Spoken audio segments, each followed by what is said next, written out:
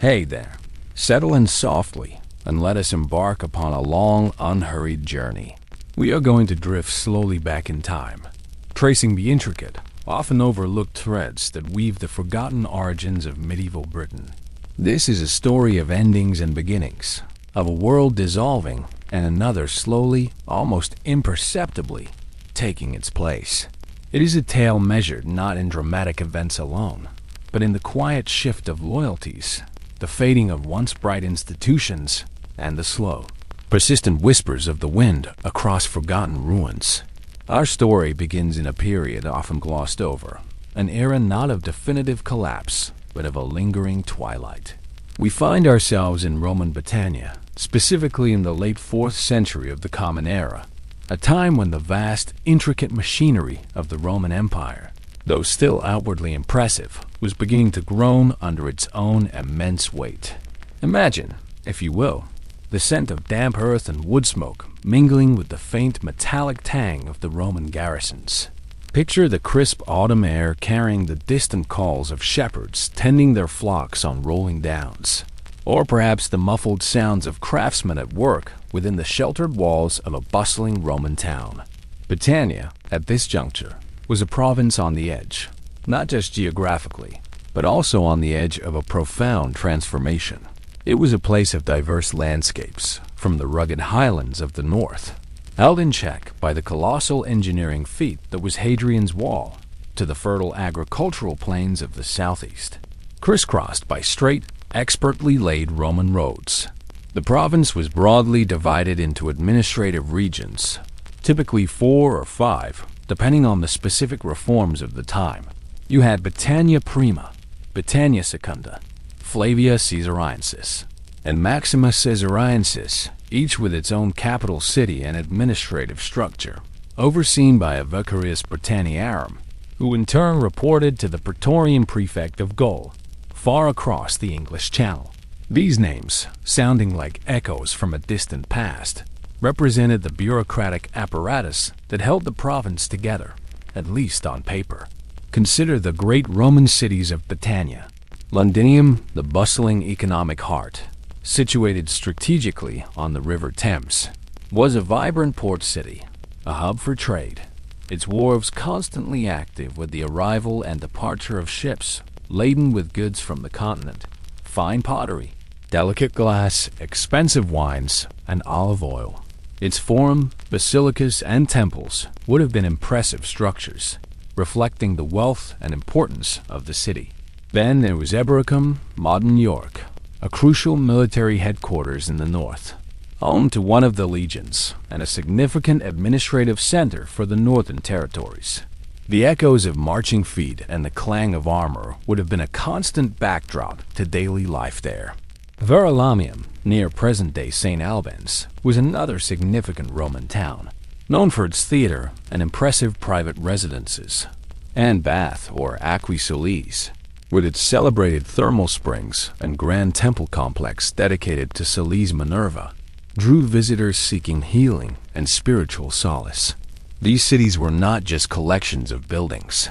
They were centers of Roman culture, law, commerce, and social life, places where Latin was spoken and Roman customs were observed.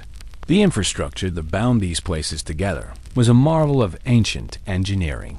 The vast network of Roman roads, some still visible today, stretched like sinews across the land.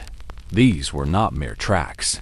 They were carefully surveyed, expertly constructed highways, often featuring multiple layers of stone and gravel, designed for rapid military movement and efficient commerce. They connected every major fort, every administrative center, every significant settlement, allowing for the swift transmission of official decrees, the movement of goods, and the deployment of troops. Along these roads, one would find mansiones or way stations where travelers could rest and change horses, and mutations, smaller relay posts. This intricate web spoke of an organized, centralized power. Alongside the roads, the rivers served as vital arteries for transporting heavier goods, with Roman engineering often improving navigable stretches or creating artificial canals. The very presence of Roman Britannia was fundamentally military. For centuries, legions had stood guard, maintaining order and defending against external threats. By the late 4th century, the deployment had shifted somewhat. Instead of the massive legionary fortresses of earlier times being solely occupied by legions, garrisons were more dispersed, with smaller units of both legionaries and auxiliaries stationed at key strategic points. The Saxon shore forts, stretching along the southeastern and eastern coasts, were particularly crucial. These formidable stone fortresses, like Burghcastle, Richborough, and Pevensey, were built to defend against the increasingly persistent raids of Germanic seafarers, often referred to as Saxons or foederati. The troops stationed here, including units of foederati themselves, were the front line against this growing maritime threat. Further north, Hadrian's Wall remained a powerful symbol and a practical barrier, manned by garrisons of auxiliaries and legionaries, watching the rugged lands beyond for incursions from the Picts and other northern tribes. The sight of a Roman patrol, the glint of sun on armor, the disciplined stride of soldiers, would have been a common, reassuring sight for many, a constant reminder of Roman authority and protection. The economic life of Roman Britain was sophisticated, albeit rooted in agricultural production. The fertile lands, particularly in the south and east, produced abundant grain, which was not only consumed locally, but also exported to other parts of the empire, especially to feed the garrisons along the Rhine frontier. Mining was another significant industry. Lead, iron, silver, and copper were extracted from the island's rich geological deposits. The mines of Mendip, for example, were prolific sources of lead. These raw materials, along with agricultural surplus, fueled a vibrant trade network. British goods, transported by road and sea, found their way to Gaul, Germania, and beyond. In return, luxury items, fine ceramics, and wine flowed back into Britain. The constant circulation of Roman coinage, from bronze to silver and gold, underpinned this economy, making transactions fluid and widespread. Markets in every town, both large and small, would have buzzed with activity, a testament to a functioning, interconnected economic system. However, beneath this veneer of stability, cracks were beginning to appear, subtle at first, then more pronounced. The late 4th century was a tumultuous time across the entire Roman Empire, and Britannia was not immune. Internally, political instability was a constant companion. Usurpations, where ambitious generals declared themselves emperor and attempted to seize power, were becoming distressingly frequent.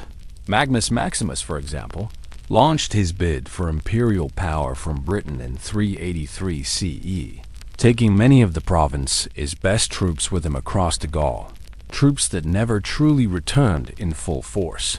The loss of these soldiers, even if temporary, weakened the provincial defenses. Economically, while trade continued, there were signs of downturns.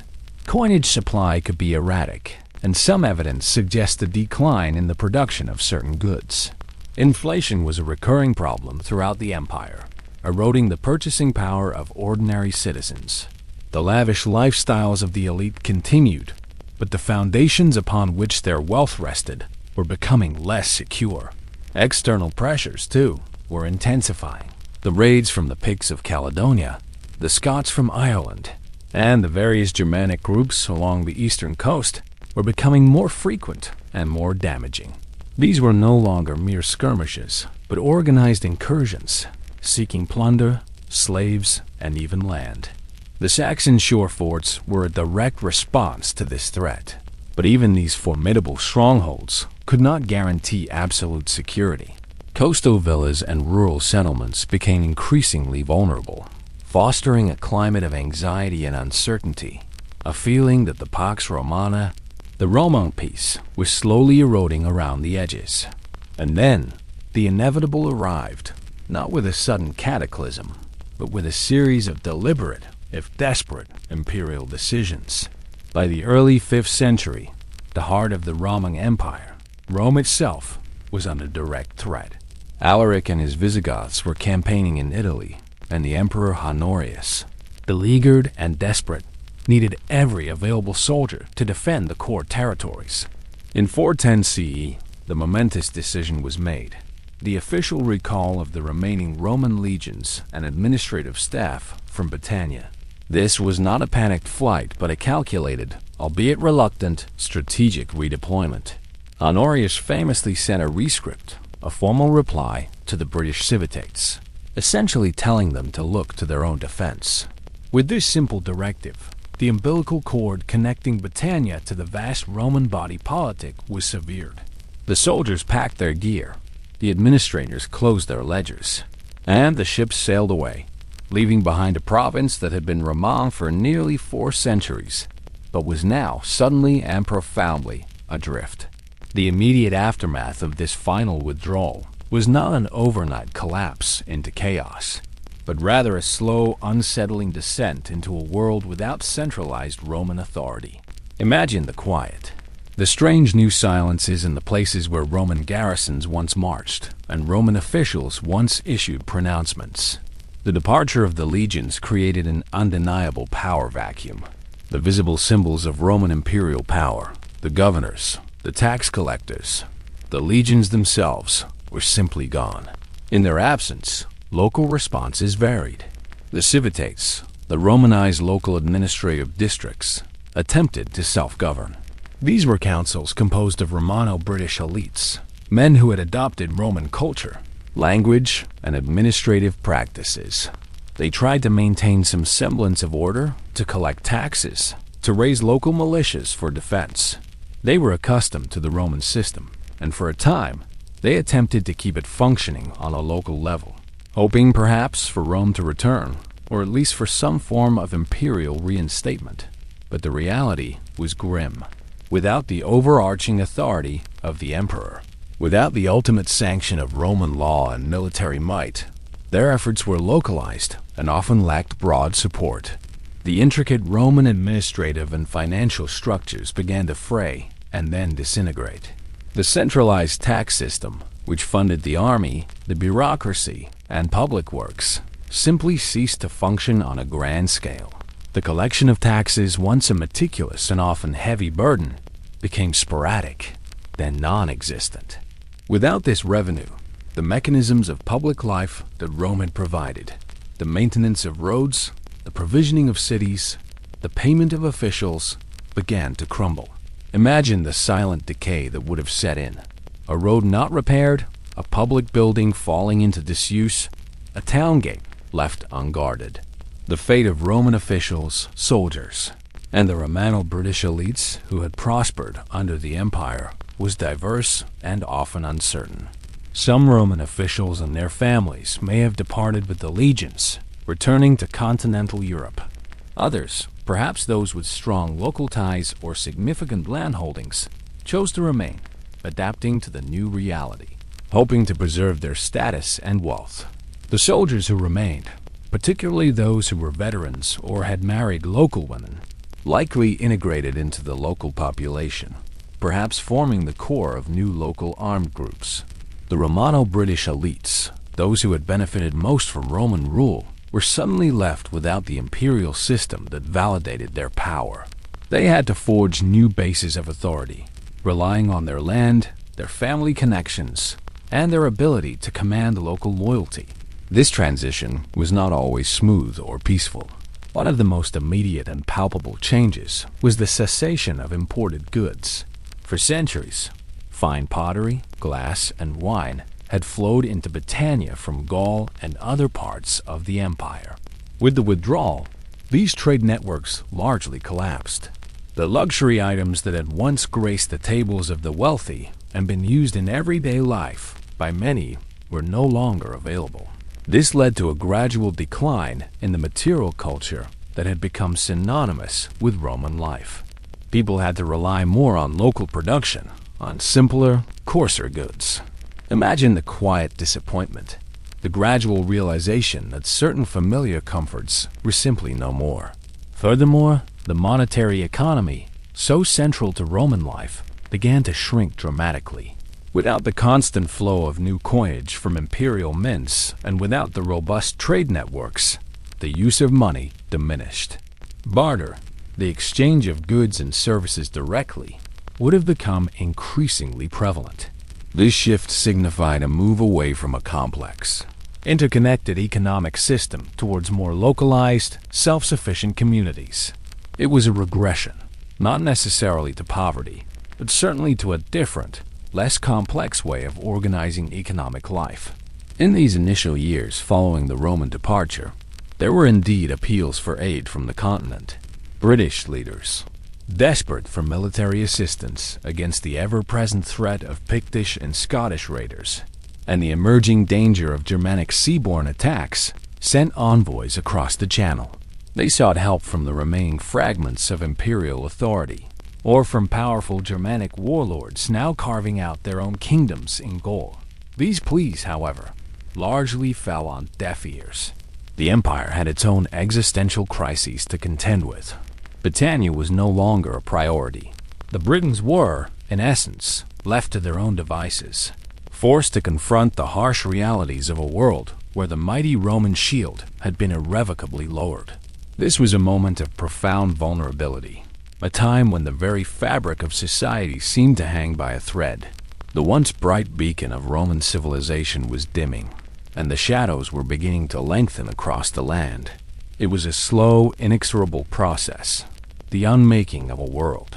The memory of Rome would persist, certainly, but its tangible presence was receding like an ebbing tide, leaving behind a landscape utterly transformed.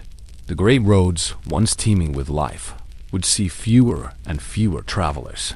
The grand villas, symbols of Roman wealth, would begin their slow descent into disuse, their elaborate mosaics gradually obscured by dust and encroaching vegetation.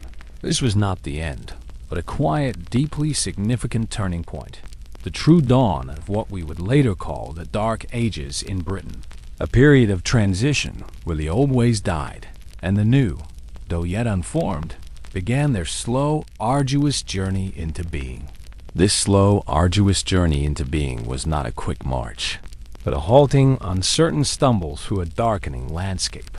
As the memory of Rome receded, so too did the familiar structures that had defined life for so many generations.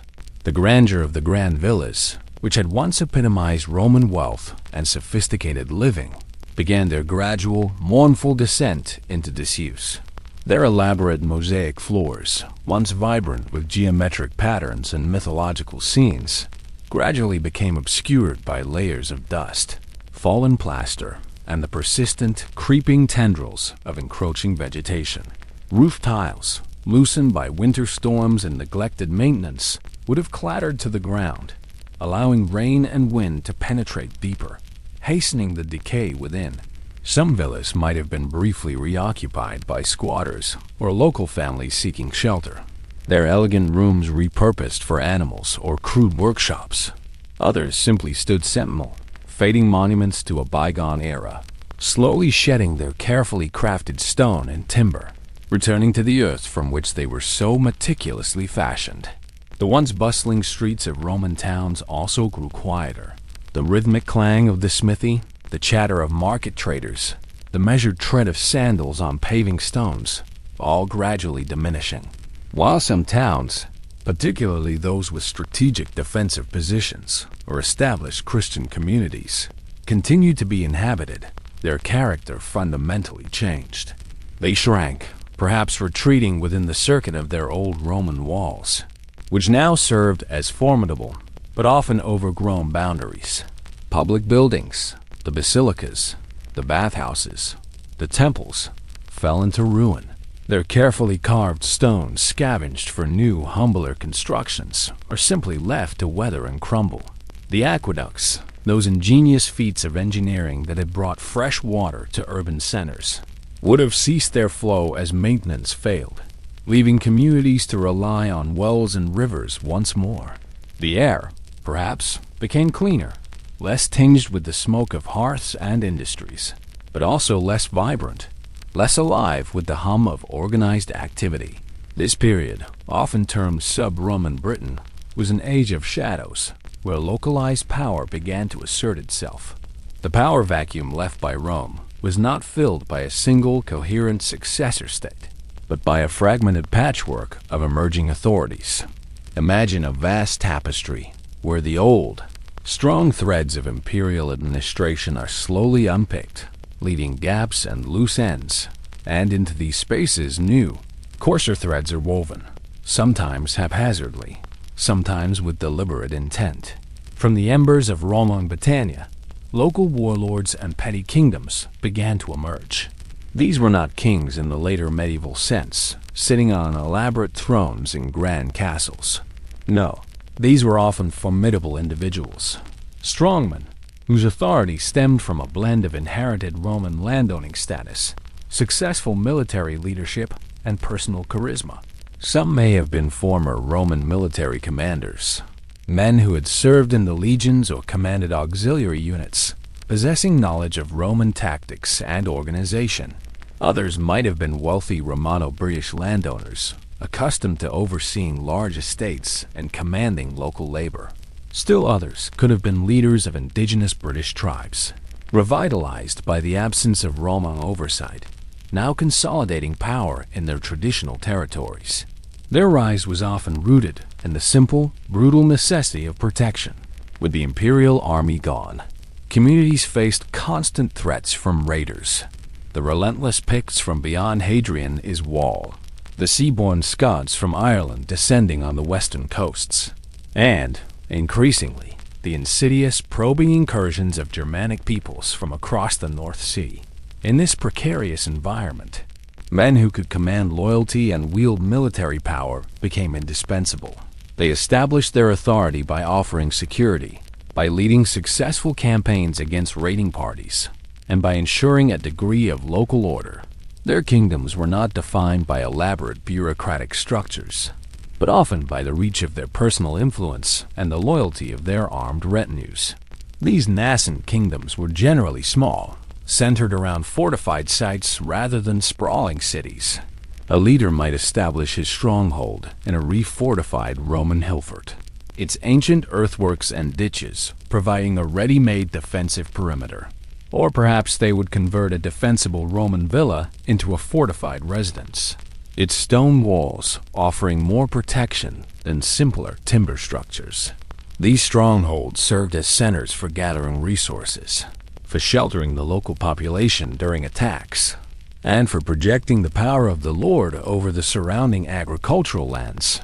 The political landscape was fluid, constantly shifting, with alliances forming and breaking, and territories being won and lost through incessant skirmishing and warfare. The very air might have carried the distant sounds of conflict, the clash of metal, the shouts of men, a constant reminder of the fragile peace. The concept of a king in this specific period, say from 450 to 480 CE, was evolving. It was less about a divinely ordained monarch and more about a dux bellorum, a war leader, or a tyrannus as the British monk Gildas, writing slightly later, pejoratively called them. Such a figure was primarily a military chieftain, someone able to rally and lead armed men. His legitimacy rested heavily on his ability to protect his people, to dispense justice, and to maintain a degree of prosperity within his territory. He might have inherited some of the trappings of Roman authority, perhaps using a Roman title or affecting a certain style of dress or command, but his actual power base was far more localized and personal.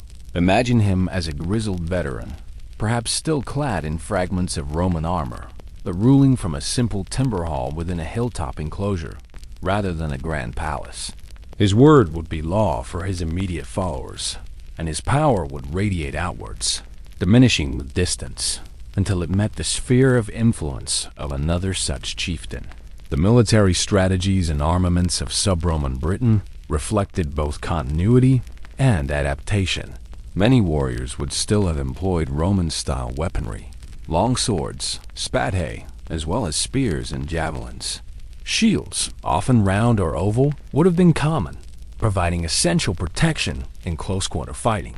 However, the organized logistics and professional training of the Roman legions were largely gone. Instead, reliance fell upon local levies, men who were primarily farmers and who would be called upon to fight when needed. These militias would have been formidable in defense of their homes, but less effective in sustained offensive campaigns. Cavalry, perhaps drawing on the equestrian traditions of some earlier British tribes or Roman auxiliaries, also played a role, especially in the western and northern regions where movement was difficult. These mounted warriors would have been crucial for rapid response to raids and for skirmishing across the broken terrain. The sound of hooves thundering across a valley, or the sight of a small band of armed horsemen silhouetted against a setting sun, would have been a powerful image of emergent power. As these political and military structures shifted, so too did the very essence of British identity. Language, that most fundamental marker of culture, was in a profound state of flux. While Latin, the language of the Roman administration, law, and high culture, continued to be spoken by some elites, its prevalence was slowly, yet steadily, waning. In its place, the Brittonic languages, the indigenous tongues of the Britons, began to reassert their dominance. These were the ancestors of modern Welsh, Cornish, and Breton. Imagine the conversations in the villages and farmsteads, increasingly in these native tongues, perhaps with Latin loanwords sprinkled in, echoes of the Roman past lingering in the very sound of daily speech. Yet, for those who clung to the memory of Rome, Latin remained a mark of education and sophistication, a link to the larger, more advanced world that had been. Culturally, the period was a fascinating blend of Romang and indigenous British elements. The Roman way of life had deeply permeated Britannia for centuries, leaving an indelible mark. Aspects of Roman education, law, and social customs did not simply vanish overnight. The organization of society into civitates, the principles of written law, and even certain artistic styles or forms of domestic architecture might have persisted, albeit in simplified or adapted forms. However, alongside these lingering Roman influences, native British traditions, which had been suppressed or overshadowed by imperial rule, began to resurface and strengthen. This might manifest in a preference for local craftsmanship over imported goods, in the resurgence of specific British decorative motifs, or in the renewed importance of ancient tribal customs and kinship networks. The memory of Rome itself was a powerful, if fading, presence. For some, it represented a lost golden age of peace and prosperity, a time of order and stability that had vanished. For others, particularly the emerging British leaders, invoking the memory of Rome, or even claiming a lineage from Roman officials, could be a way to legitimize their own nascent authority. They might style themselves as inheritors of Roman power, or as defenders of Roman civilization against the encroaching barbarians. The very idea of Rome, distant and idealized, became a powerful cultural touchstone, even as its physical presence eroded. Perhaps one of the most enduring legacies of Rome and Britain was the survival and resilience of Christianity. In contrast to the continental empire, where Christianity had by this time become the official state religion, in Britain, its roots had long been primarily within the Romano-British population. After the Roman withdrawal, this faith did not disappear. In fact, in the western, more British-held territories, Christianity not only survived but flourished, developing its own distinctive character, often referred to as Celtic Christianity.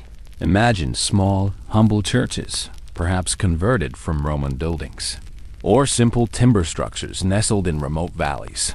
Monastic centers, secluded and dedicated to ascetic life and prayer, began to become vital hubs of learning and spiritual devotion. Figures like St. Patrick, though primarily active in Ireland, were products of this vigorous British Christian tradition, having been born in Britannia and then carrying the faith to new lands. These early Christians meticulously copied sacred texts, preserving a flame of literacy and scholarship that would be crucial in the centuries to come. The sound of chanted prayers, of solemn hymns echoing across a misty landscape, would have been a profoundly spiritual anchor in an otherwise turbulent age. Yet, this burgeoning Christianity did not mean a complete eradication of older beliefs. Pagan beliefs and practices, deeply rooted in the land and its ancient cycles, would have continued alongside the new faith. The reverence for sacred groves, for certain wells or springs, for ancestral spirits, would have lingered, particularly in rural areas.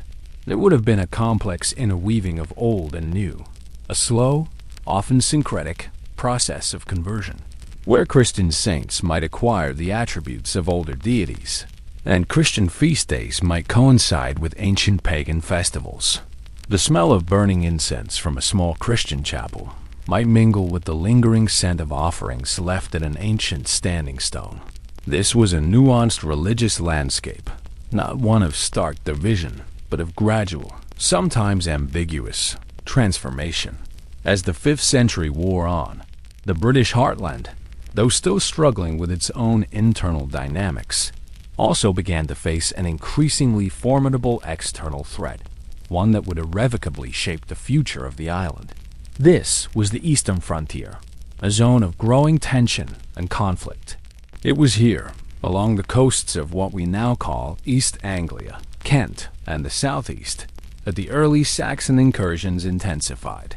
The term Saxon, at this time, was often used generically by the Britons to refer to various Germanic groups, Angles, Jutes, and Saxons themselves, who were making their presence felt.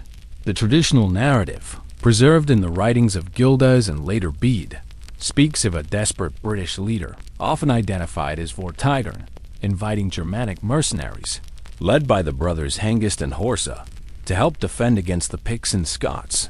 This invitation, according to the story, proved to be a catastrophic error, as the mercenaries, once established, turned against their British patrons, demanding more land and resources, eventually seizing territory for themselves.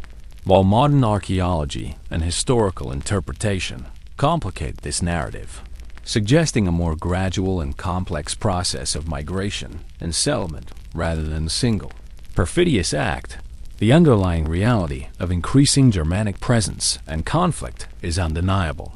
Archaeological evidence strongly supports the idea of an early Anglo-Saxon presence in eastern Britain.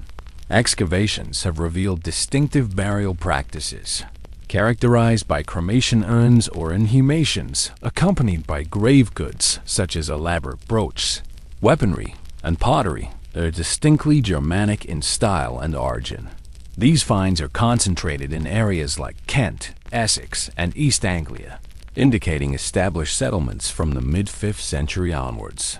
Imagine the surprise, perhaps the alarm, of a British farmer encountering a group of newcomers with different clothing, different customs, speaking a guttural tongue, clearing land not far from his own. The Britons, under the leadership of their local warlords, developed defensive strategies against these encroaching Germanic peoples. This involved raising local militias, fortifying strategic positions, and forming regional alliances. There would have been constant skirmishing along the contested frontiers, a slow but relentless pressure exerted by the newcomers. The sound of battle would have been a familiar terror in these eastern lands, a sound of horn calls and war cries, of shield walls clashing, a sound that spoke of the struggle for survival. Out of this crucible of conflict emerged the legend of a great British leader, a Duxbelorm, who, for a time, managed to stem the tide of Anglo-Saxon advance. This is the figure often associated with the legendary Battle of Badon, while the precise location and date of this battle remain hotly debated by historians and archaeologists. Its significance lies in what it represented, a moment of remarkable British resistance and, for a period, a check on the Anglo-Saxon expansion. Gildas mentions it as taking place around the time of his birth, offering a glimmer of hope that the Britons could, in fact, stand against the invaders. Whether fought by a single heroic figure like the mythical Arthur, or by a coalition of British forces, the Battle of Badon, around the late 5th or early 6th century, symbolized a crucial pause. A hard-won victory that bought the Britons perhaps a generation or two of relative peace in some areas. This period was characterized by a distinct front line, or, more accurately, a series of contested zones. between the territories still largely held by the Britons in the west and north, and the growing areas of Germanic settlement in the east. Imagine this frontier as a fluid, shifting boundary, not a clear line on a map, but a patchwork of disputed lands, often ravaged by warfare. Here, cultures clashed, languages intertwined, and identities were forged in the crucible of conflict. It was a time of profound uncertainty, where the future of the island hung in the balance, a delicate tension between the fading echoes of Rome, the resilient spirit of the Britons, and the surging tide of new arrivals from across the narrow seas. The air itself seemed to carry the tension, the unspoken question of who would ultimately claim this land, and whose language and customs would prevail in the long unfolding story of Britain. The unspoken question of who would ultimately claim this land, and whose language and customs would prevail in the long, unfolding story of Britain, hung heavy in the salty air that carried the invading ships. To understand the profound shift that was about to occur, we must turn our gaze eastward, across the turbulent waters of the North Sea, to the continental origins of these new arrivals. These were not a monolithic people, but rather distinct Germanic tribes, primarily the Angles, the Saxons, and the Jutes, each with their own unique cultural nuances, yet sharing a broader Germanic linguistic and cultural heritage. Imagine the gray, windswept coastlines of what are now northern Germany, Denmark, and the Netherlands. This was the ancestral homeland of these peoples. The Angles hailed from Engel, a small peninsula in modern-day Schleswig-Holstein. The Saxons were spread across a larger territory, encompassing parts of present-day northern Germany and the Low Countries, along the Elbe and Weser rivers. The Jutes, a smaller group, came from Jutland, the peninsula that forms mainland Denmark. Their homelands were characterized by low-lying marshlands, dense forests and peat bogs, a stark, often harsh environment that shaped their rugged, resilient character. Their lives were intimately connected to the sea and the rhythm of agricultural seasons.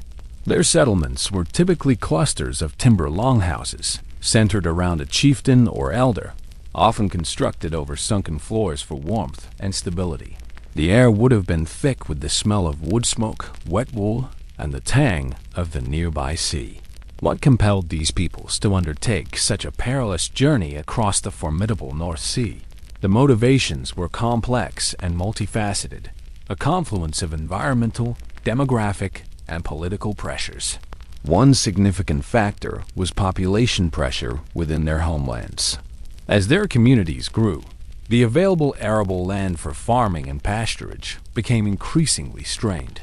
The fertile soils of Britannia, with its established infrastructure and softer climate, would have seemed like a land of immense opportunity, a verdant prize across the waves.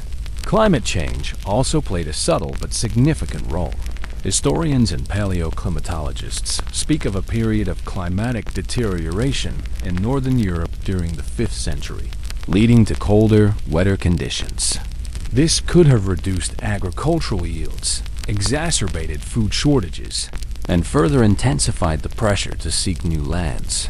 Imagine the lean years, the failing harvests, the constant struggle against the elements in their already challenging homelands, pushing families to consider the desperate gamble of migration. Beyond these environmental and demographic pushes, there were powerful pulls. The prospect of plunder was an undeniable allure. Britannia, even in its post-Roman decline, was still perceived as a relatively wealthy land, a place where silver, gold, and other valuable goods could be obtained, either through raid or trade. The breakdown of Roman authority meant that the island was seen as vulnerable, a rich prize ripe for the taking. This initial plunder often paved the way for more permanent settlement, as returning raiders spoke of the potential for new land, the opportunity to establish new communities, free from the existing power structures and land constraints of their homelands, was a powerful incentive for many. The nature of these migrations was not a single, dramatic invasion event, but rather a prolonged, complex process spanning several generations. It was not simply hordes of warriors descending en masse. Instead, it seems to have been a combination of gradual infiltration, with small groups of settlers arriving over time, intermingling with existing populations, and larger, more organized movements, often led by powerful chieftains seizing control of specific territories. Imagine not one giant wave, but a series of ripples and currents, sometimes gentle, sometimes forceful, gradually reshaping the shoreline. The initial arrivals were likely small war bands or family groups, perhaps sailing in long, shallow-drafted boats, navigating the North Sea with a mixture of skill and sheer courage. They would have landed on beaches and river estuaries, seeking undefended areas or vulnerable coastal settlements. These early incursions would have been characterized by localized skirmishes, raids for resources, and the establishment of small, scattered enclaves. These initial bridgeheads, however, served as staging grounds for further expansion. Over decades, the scale of migration grew. Different waves of these Germanic peoples landed and established themselves in various parts of eastern Britain. The Jutes, traditionally, are associated with the Kingdom of Kent and parts of the Isle of Wight and the Hampshire coast. Their presence in Kent is particularly distinct, evidenced by certain archaeological finds and later cultural characteristics. The Angles settled further north in East Anglia, Mercia, and Northumbria. Imagine their boats beaching along the broad estuaries of rivers like the Wash or the Humber, establishing settlements along the fertile river valleys. The Saxons, meanwhile, spread across what would become Essex, East Saxons, Sussex, South Saxons, and Wessex, West Saxons, occupying territories in the southeast and central southern parts of the island. Each group, while contributing to the broader Anglo-Saxon identity, retained some regional distinctions in their material culture and early political structures. Archaeology provides our most tangible insights into these early Anglo-Saxon settlements. The distinctive burial practices are particularly revealing. The early Anglo-Saxons often buried their dead with grave goods, items believed to be useful in the afterlife. Cremation was common in some areas, with ashes placed in decorated urns, often found in large cemeteries. In other areas, inhumation, or burial of the body, became more prevalent. These inhumations provide a wealth of information. The elaborate brooches, often made of gilded silver and adorned with intricate animal patterns, reveal their skilled craftsmanship and aesthetic preferences. Weapons such as swords, spears, shields, and axes, found buried with warriors, speak to a martial culture and the importance of military prowess. Domestic items like pottery, combs, and weaving implements offer glimpses into their daily lives and economic activities. These grave goods are not merely ornaments. They are markers of identity, belief, and social status. The varying richness of grave goods, for instance, hints at developing social hierarchies, with certain individuals interred with greater wealth and more elaborate possessions, suggesting a nascent aristocracy. The presence of specific continental types of brooch or pottery helps archaeologists trace the origins of these migrants back to their homelands on the European mainland, providing powerful evidence for the movements described in later written sources.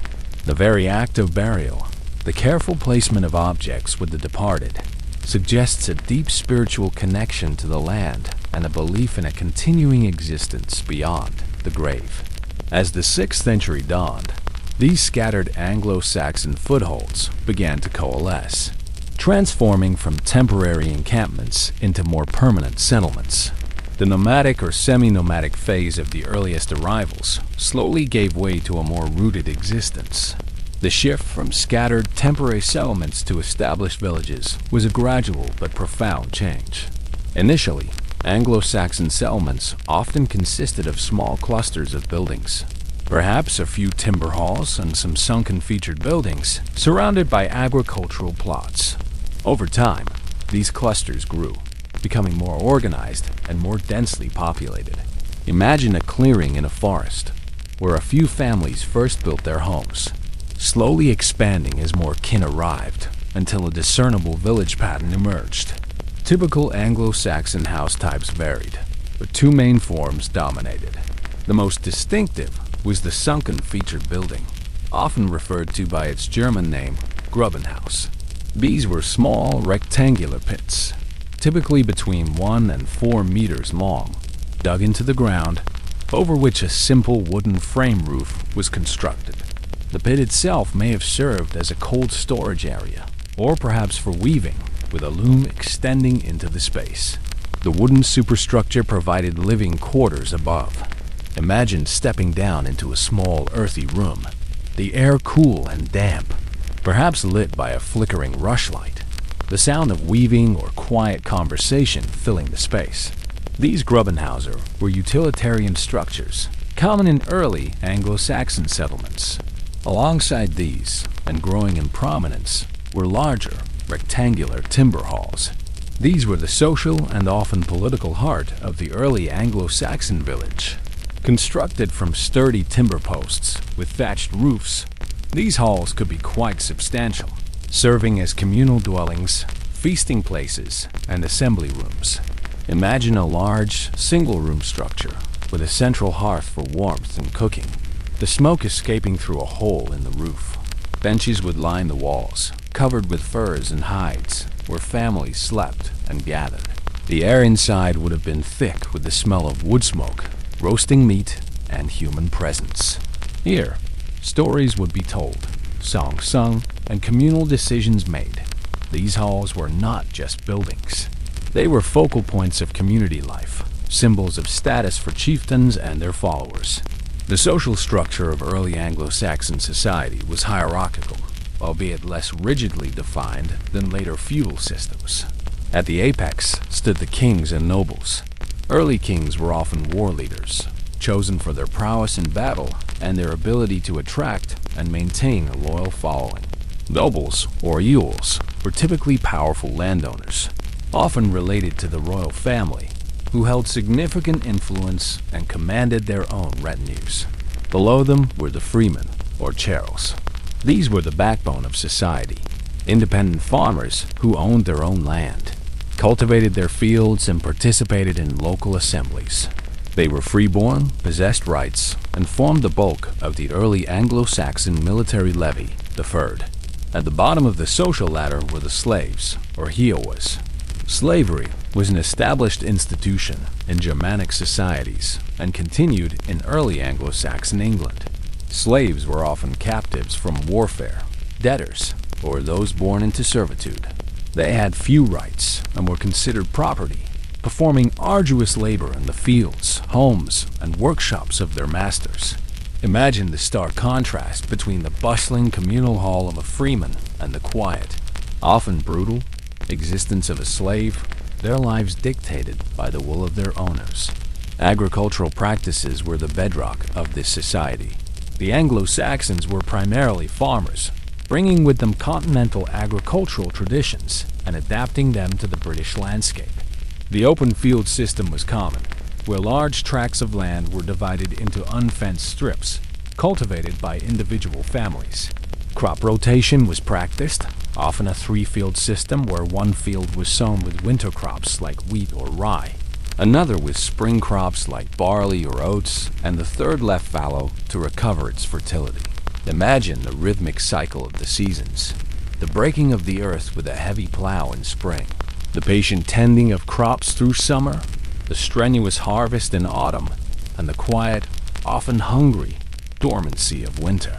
Livestock rearing was equally vital. Cattle provided meat, milk, and hides, as well as being crucial draft animals for plowing. Sheep were valued for their wool, which was spun into thread and woven into cloth for clothing and for their meat. Pigs, often left to forage in the extensive woodlands, provided a rich source of protein.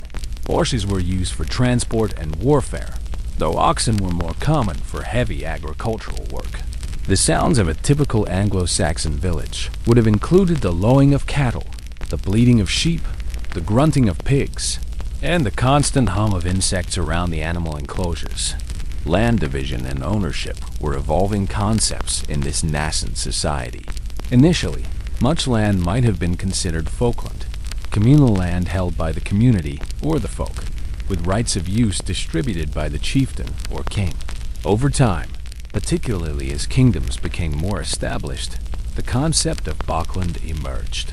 This was land granted by charter, by a written document, by the king to an individual, often in return for service or loyalty.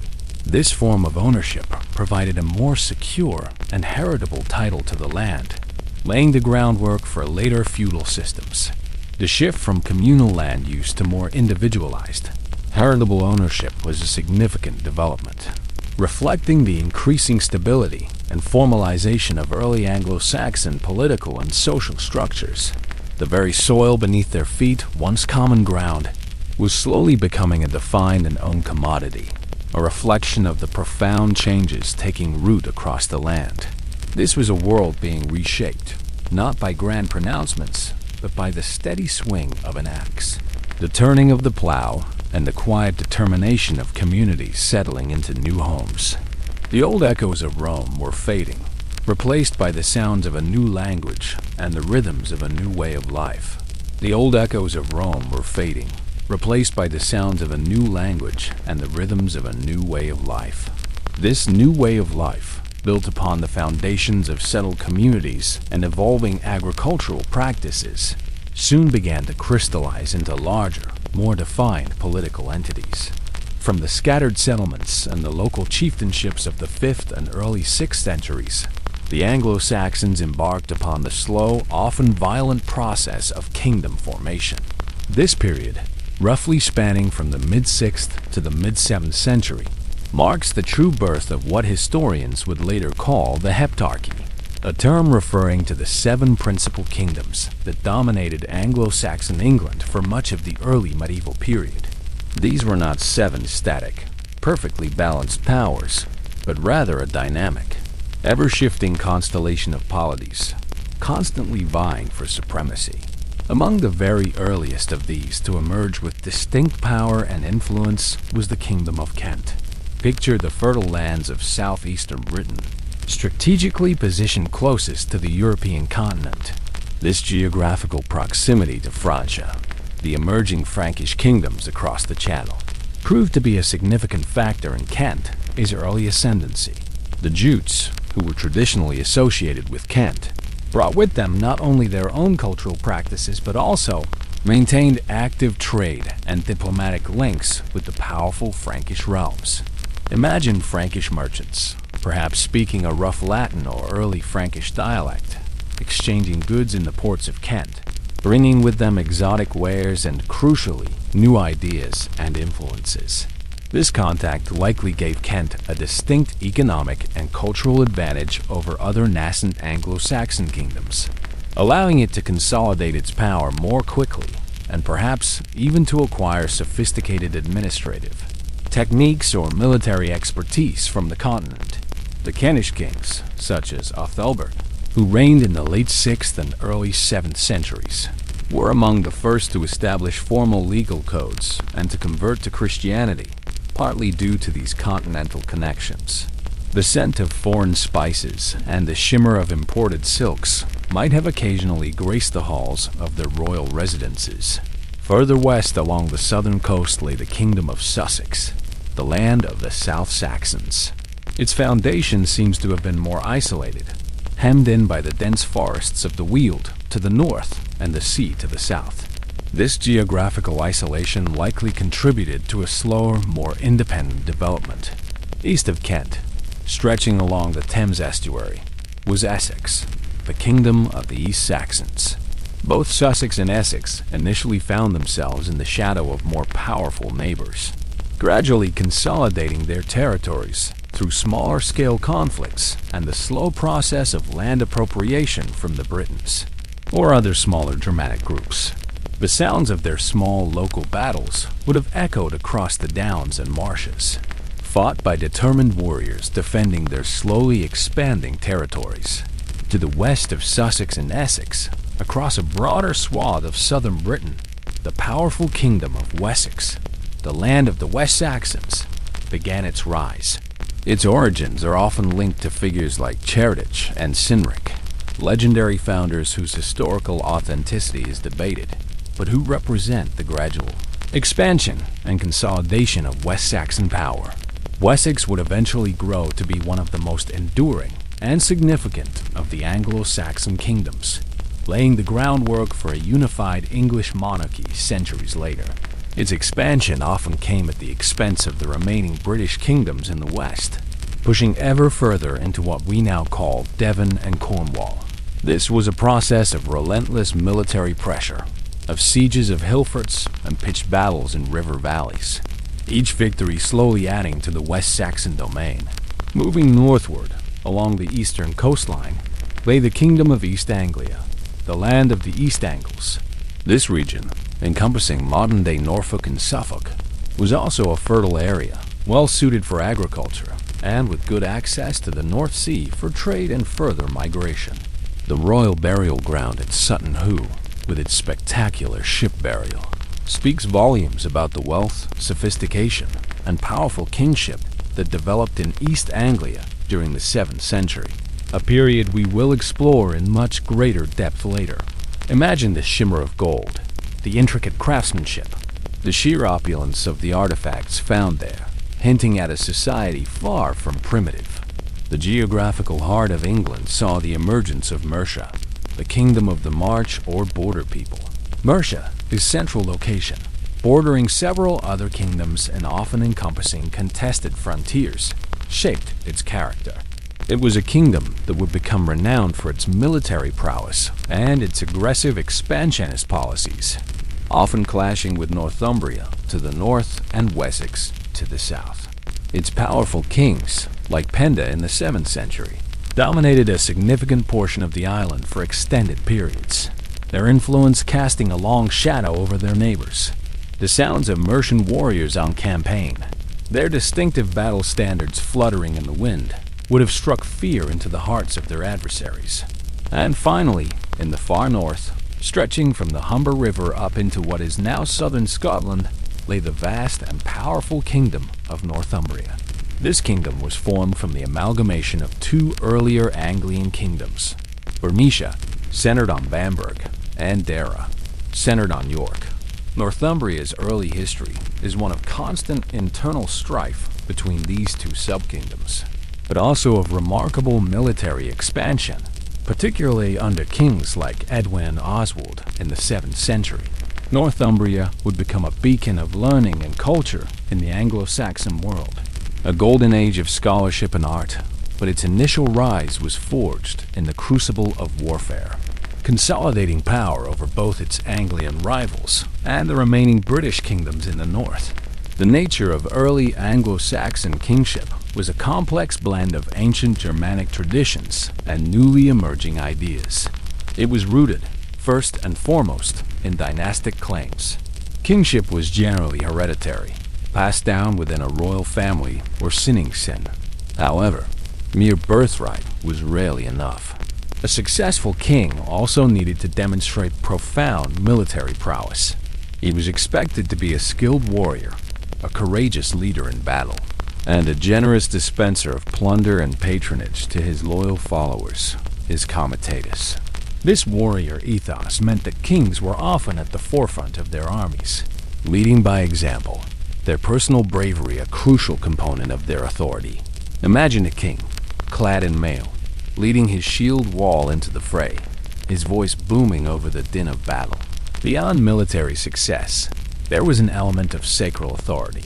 Early Germanic kings were sometimes believed to have a special connection to the gods, a divine favor that granted them success and legitimacy. This sacral aspect would later be reinterpreted and reinforced by Christianization, where kings would become seen as God's chosen rulers on earth. They were also expected to be lawgivers, presiding over assemblies, issuing judgments, and maintaining peace and justice within their realms. The image of a king sitting in his great hall, surrounded by his advisors, listening to petitions and rendering decisions, was a powerful symbol of order in a turbulent world. His rule was not absolute in the modern sense. He ruled with the counsel and consent of his witan, a council of wise men, nobles, and leading ecclesiastics. The relationship between these developing kingdoms was one of constant flux and often brutal warfare. The Heptarchy was not a stable confederation, but a dynamic system where supremacy, or bretwaldership as it was sometimes called, shifted between kingdoms. A powerful king from one realm might assert his authority over neighboring kingdoms, extracting tribute, demanding fealty, and even installing client rulers. These periods of dominance were rarely long-lasting, as rivals constantly sought to challenge the existing order. Battles were frequent, often fought over land, resources, or prestige. These were not the vast, organized campaigns of the Roman Empire, but localized conflicts, sometimes involving thousands of warriors, often fought in specific, chosen locations. The clash of shield walls, the thrust of spears, the swing of axes, the grim determination of men fighting for their king, their kin, and their land would have been the stark reality of this age. The air would be filled with the cries of war, the thud of bodies, and the acrid smell of blood and sweat. A defeat could mean the devastation of a kingdom, the death of a king, and the reordering of the political landscape. A victory could lead to widespread plunder, the acquisition of new territory, and a temporary period of ascendancy. The constant state of readiness for war shaped every aspect of society. Fortifications, often simple earthwork and timber structures, were vital for defense. The training of warriors began at a young age, and the maintenance of a loyal retinue was paramount for any aspiring king or noble. This was a world where strength and military leadership were highly valued, where the ability to fight and to defend their own was a matter of survival. The boundaries of these kingdoms were not fixed, but were permeable, constantly negotiated through diplomacy, marriage alliances, and, most often, by the sword. The landscape itself, with its rolling hills, dense forests, and meandering rivers, became a canvas for these struggles, each feature potentially a strategic advantage or a deadly trap. The very earth absorbed the blood and sweat of generations of warriors, slowly, silently bearing witness to the relentless forging of a new political order on the island of Britain. This was a violent, uncertain age, but also one of immense creativity and transformation, as new identities, new loyalties, and new forms of power took root in the ancient soil. This was a violent, uncertain age, but also one of immense creativity and transformation, as new identities, new loyalties, and new forms of power took root in the ancient soil. Yet, amidst the clashing of shield walls and the constant struggle for territorial dominance, another, quieter, but no less profound, transformation was slowly unfolding across the island: the reassertion and spread of Christianity. This spiritual journey, often moving through hidden pathways and across turbulent waters, would ultimately reshape the very soul of Britain, weaving a new tapestry of faith over the fading threads of paganism. The survival of Christianity among the Britons after the Roman withdrawal was a testament to its deep roots and the resilience of its adherents. While the Roman legions and civil administration departed, the Christian faith, which had taken hold within the Romano-British population during the later centuries of imperial rule, did not disappear. Instead, in the western and northern regions, those areas that remained under British control and largely untouched by the immediate Anglo-Saxon settlements, Christianity not only endured, but flourished. Imagine small, humble congregations gathering in secluded valleys, perhaps converting disused Roman buildings into places of worship, or constructing simple timber churches that blended seamlessly with the natural landscape. The echoes of Latin liturgy, slowly transforming into regional British Christian practices, would have filled these quiet spaces.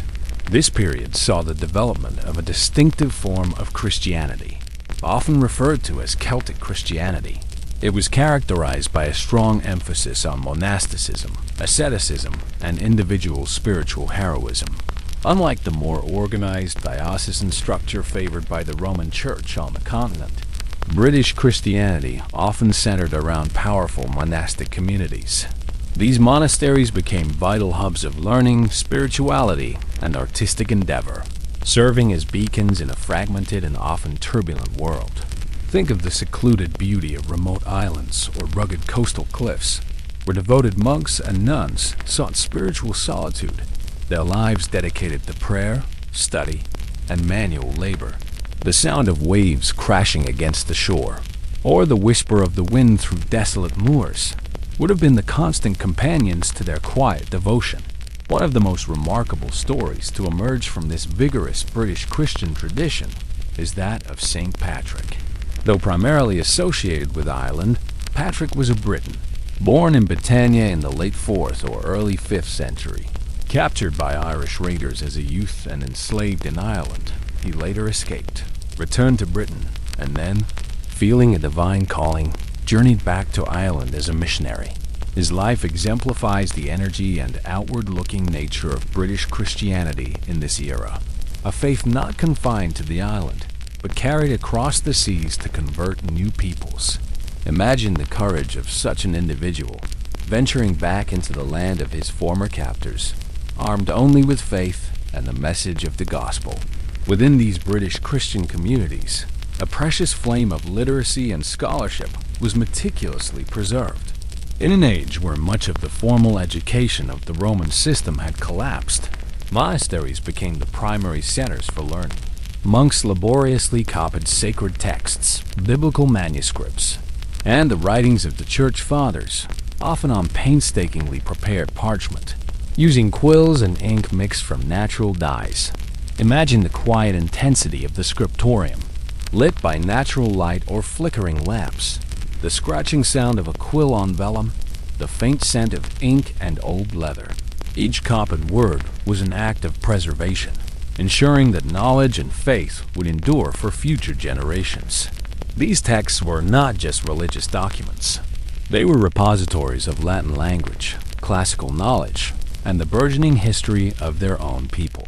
The rise of Celtic monasticism, particularly from the 6th century onwards, led to the establishment of influential centers that would radiate their spiritual and cultural influence far beyond their immediate vicinities.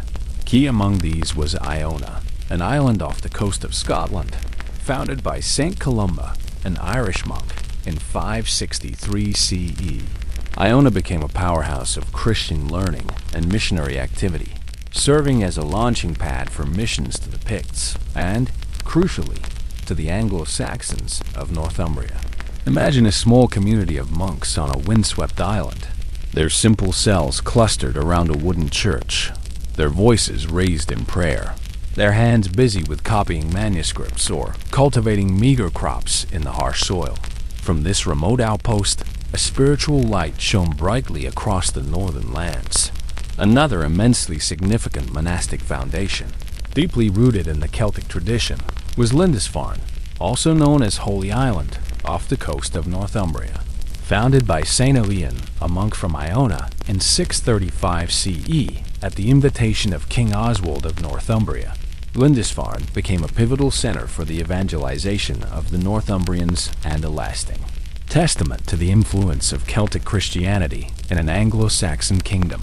The Lindisfarne Gospels, an exquisite illuminated manuscript produced there, stands as a breathtaking example of the artistic and intellectual heights achieved by these monastic communities.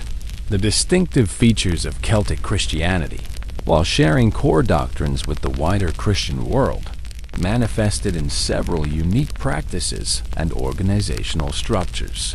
One noticeable difference was in the monastic tonsure, the shaving of the head. Roman monks shaved a crown at the top of the head, leaving a ring of hair, symbolizing Christ, his crown of thorns.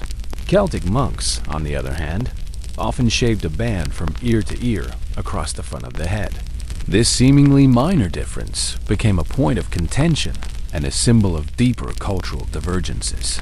Perhaps the most significant point of divergence, and one that would lead to considerable ecclesiastical debate, was the method for calculating the date of Easter.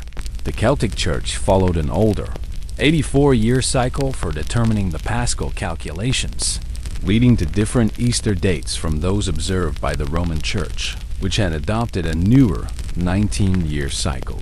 This meant that the king and queen in a mixed court, for example, might be celebrating Easter on different days, a theological and practical inconvenience that underscored the different traditions. Celtic Christianity also placed a stronger emphasis on ascetic practices, on severe self-discipline and rigorous spiritual training. Pilgrimage, often involving arduous journeys for spiritual betterment, was also highly valued. The spiritual heroism of individual saints and hermits, who withdrew to remote places for prayer and contemplation, was revered. Monasticism itself held a preeminent position, often superseding the diocesan structure of bishops overseeing specific territorial areas, which was more characteristic of the Roman Church.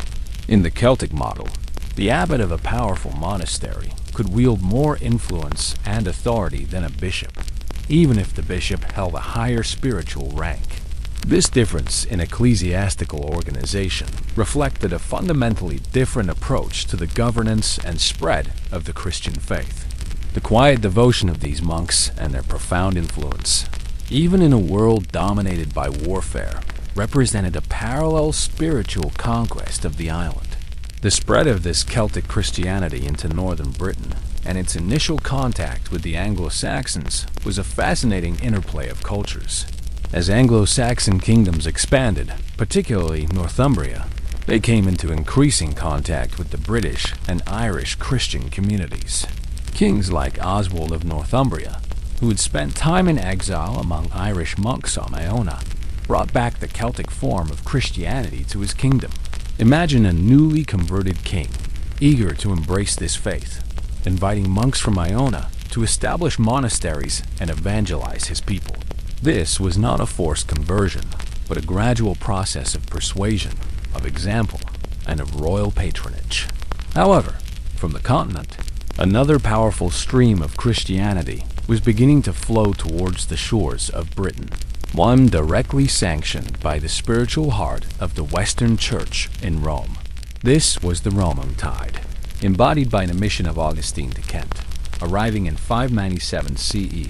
The story begins, famously, with Pope Gregory the Great, who, according to Bede, saw some fair-haired Anglo-Saxon slave boys in the Roman marketplace, and, upon learning they were Angli, or Angles, declared them not Angles, but angels. This anecdote, perhaps embellished, nevertheless highlights Gregory's deep desire for the conversion of the Anglo-Saxons, whom he perceived as pagan barbarians in need of the true faith. In 597 CE, Pope Gregory dispatched a mission led by Augustine, a prior from his own monastery in Rome, along with a group of some 40 monks. Their journey across Gaul was reportedly fraught with trepidation, the monks even asking to turn back, daunted by the prospect of confronting a pagan Germanic people. But Gregory encouraged them, and they eventually landed on the Isle of Thanet in Kent. Imagine the sight of these Roman monks, clad in their habits, carrying crosses and banners, chanting litanies as they made their way inland. Their arrival was undoubtedly a spectacle for the local Kentish population, who had never seen such a display of organized foreign religious piety. Their reception by King Ethelbert of Kent was crucial. Ethelbert was not a complete stranger to Christianity. His Frankish wife, Bertha, the daughter of the Merovingian King Charibert I of Paris, was a Christian. She had brought a bishop, Liudhard, with her to Kent and maintained a small Christian chapel, St. Martin's Church, just outside Canterbury. This pre-existing Christian presence, however small, likely softened Ethelbert's initial resistance and made him more amenable to Augustine's mission. He granted Augustine and his monks permission to preach and settle in Canterbury, providing them with a residence and allowing them to use Queen Bertha, his church. The atmosphere in Canterbury would have shifted subtly, with the new sounds of Roman prayers mingling with the established rhythms of daily life. The conversion of the Kentish court was a pivotal moment. King Ethelbert himself was baptized by Augustine, reportedly around 601 CE, though the exact date is debated. His conversion, followed by many of his nobles and subjects, led to the rapid establishment of the Roman Church in Kent. Canterbury, already a significant center, was established as an archiepiscopal see, a metropolitan seat of an archbishop, signaling its importance as the spiritual capital of the new English Church. Augustine himself became the first Archbishop of Canterbury. Imagine the solemnity of the baptismal rites, perhaps held in a flowing river, the king himself submitting to the new faith, setting a powerful example for his people. From this base in Kent, Roman Christianity began its slow, deliberate spread into neighboring Anglo-Saxon kingdoms. Missionaries ventured outwards, attempting to convert other kings and their subjects. The establishment of churches, cathedrals, and new monastic foundations followed in their wake.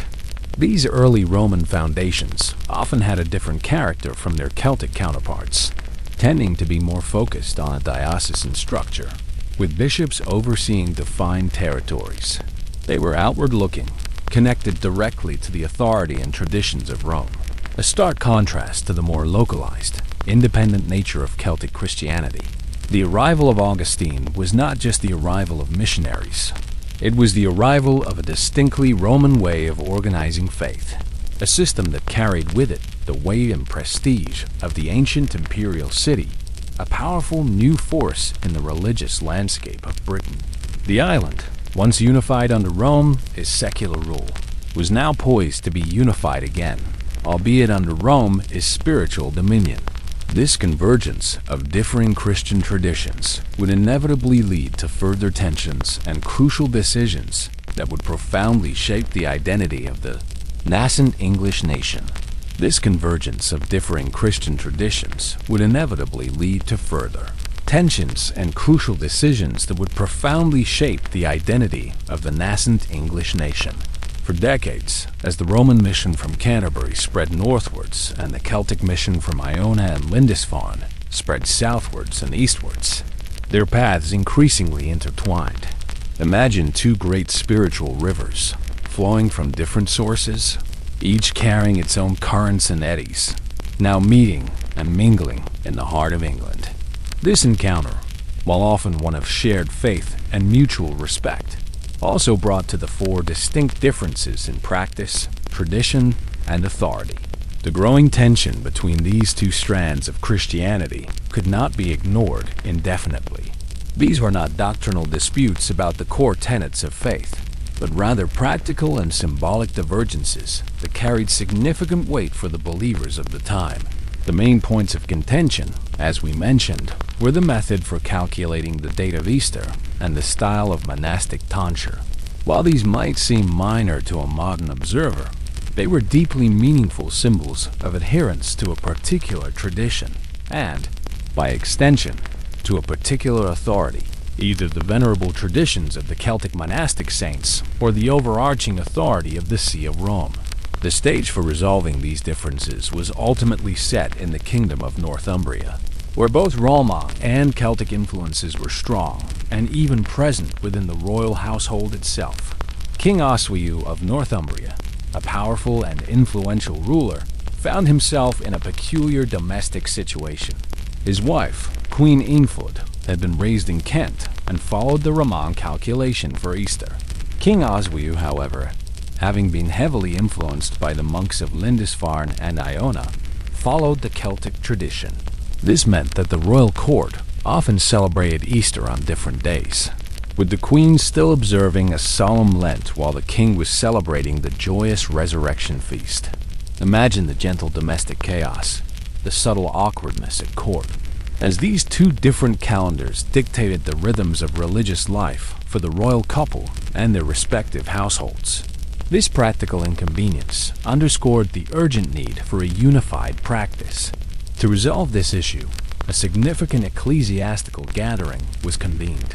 This was the famous Synod of Whitby, held in 664 CE, at the remote but strategically important abbey of Strionshalch, later known as Whitby, presided over by the influential Abbess Hilda. Picture the scene: a stark, windswept abbey on a cliff overlooking the North Sea.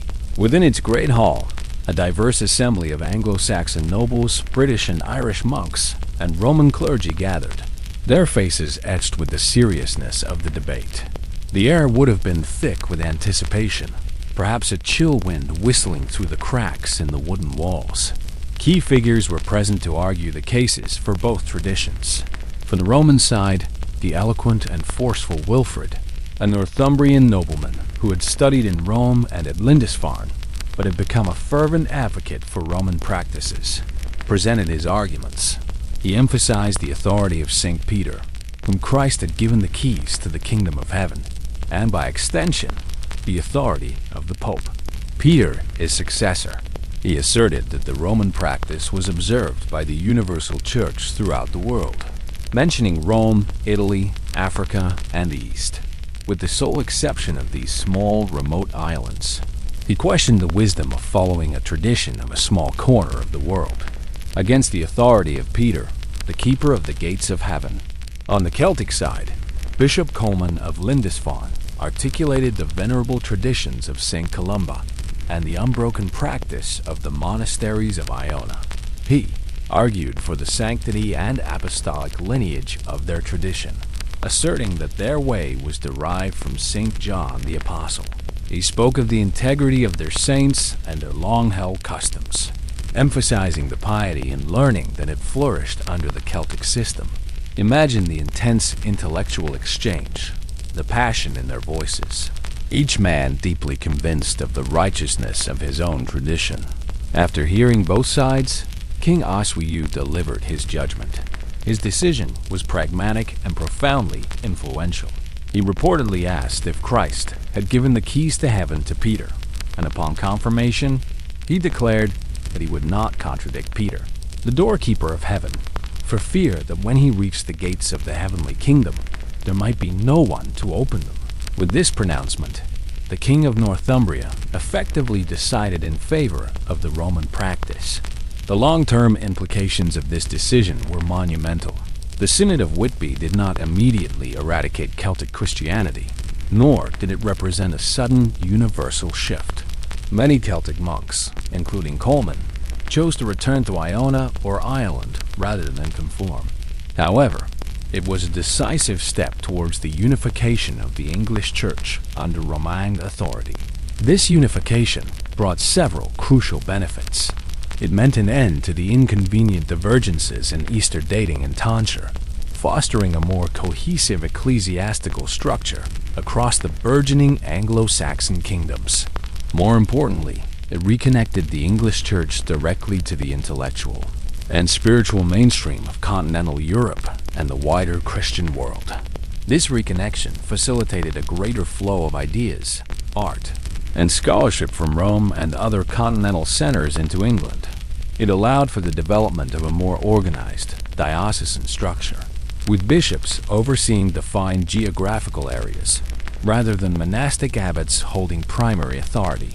It also helped to solidify the idea of an English church, rather than a collection of disparate Christian communities, laying the groundwork for a more unified English identity even before political unification.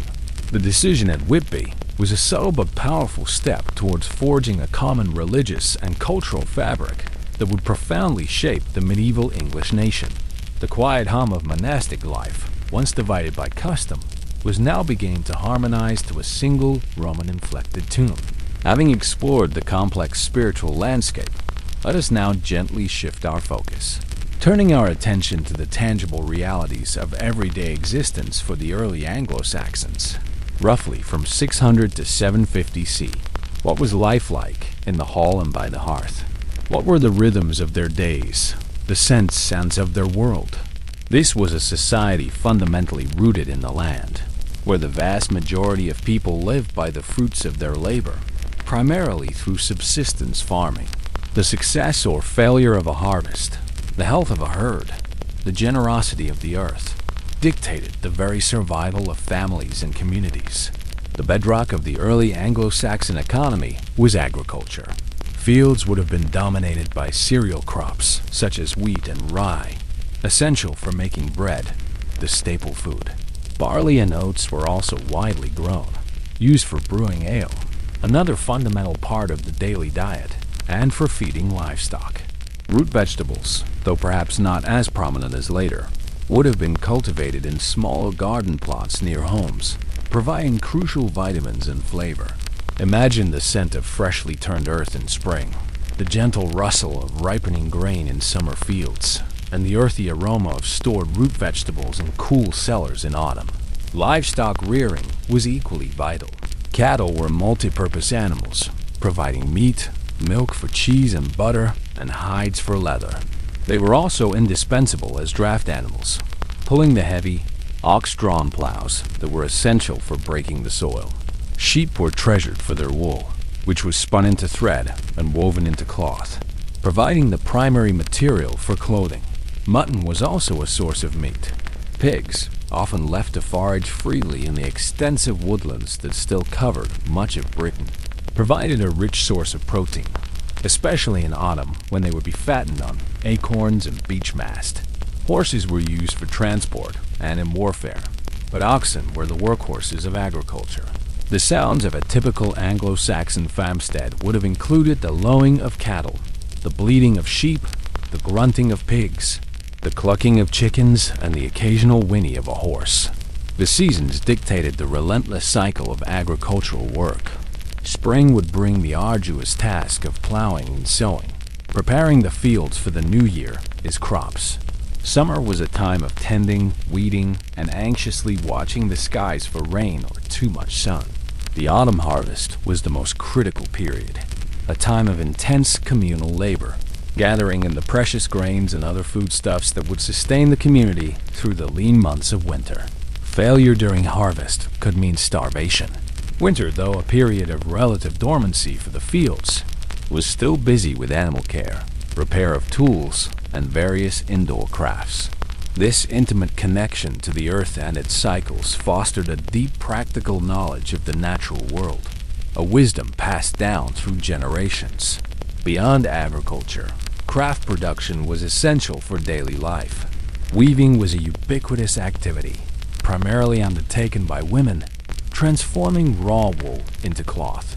The rhythmic click-clack of looms, the whirring of spindles, would have been constant background noises in any Anglo-Saxon home.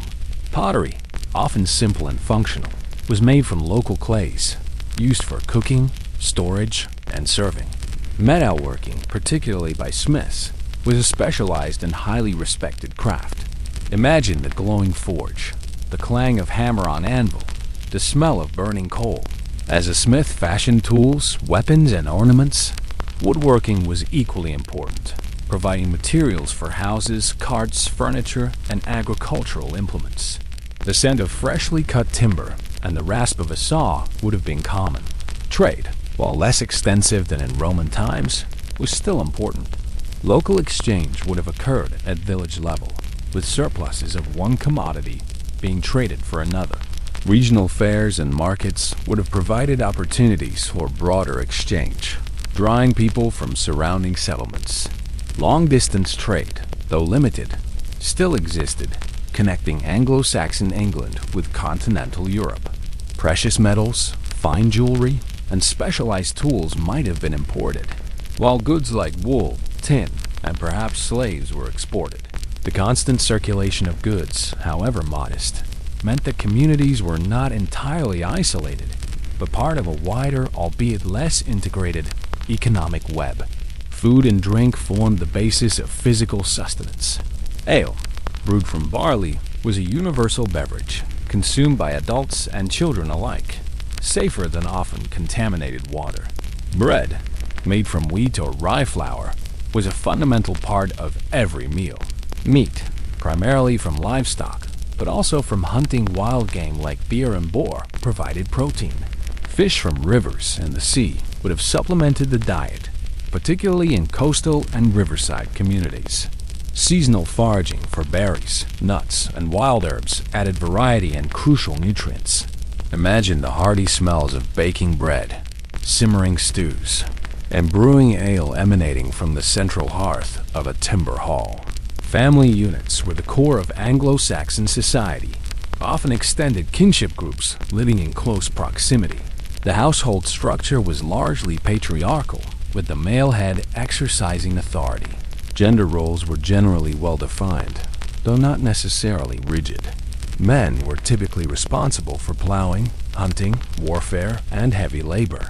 while women managed the household, prepared food, raised children, spun, wove, and often participated in lighter agricultural tasks.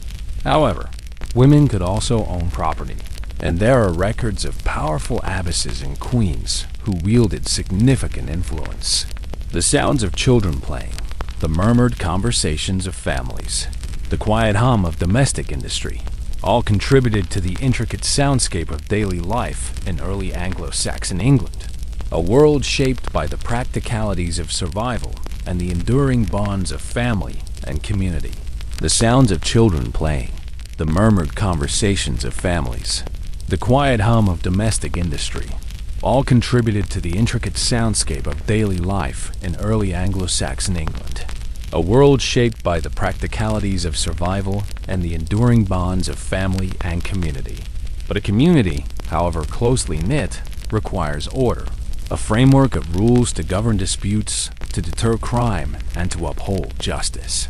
This brings us to another fundamental aspect of early Anglo-Saxon society: the warrior's code and the lawgiver's pen, the evolving systems of governance and justice that slowly began to bring shape to these nascent kingdoms. In a world transitioning from tribal custom to more formal statecraft, the earliest Anglo-Saxon law codes are invaluable glimpses into their understanding of right and wrong, and how society sought to maintain peace. These were not comprehensive legal tomes, as we might understand them today, but rather collections of customary laws, royal decrees, and tariffs for various offenses. The oldest surviving law code in English, and indeed in any Germanic language, is that of Ethelbert of Kent, dating from the very early 7th century, roughly around 600 CE. Imagine the king, perhaps with the counsel of his witan, dictating these pronouncements, which were then perhaps written down by a newly Christianized scribe. This code, brief yet profoundly important, outlines a detailed system of compensation for injuries, fines for various infractions, and regulations concerning property and social status. It suggests a society that placed a high value on monetary restitution rather than retributive justice, like an eye for an eye, indicating a desire to prevent cycles of vengeance. A later and more extensive example is the law code of Inn of Wessex, dating from the late 7th century, around 690 CE. In his laws reveal a more complex society, dealing with a broader range of legal issues, including land tenure, trespass, and the relationship between Anglo-Saxons and Britons living within Wessex. These codes, though rudimentary by modern standards, underscore the growing authority of the kings and their efforts to establish uniform legal principles across their expanding realms.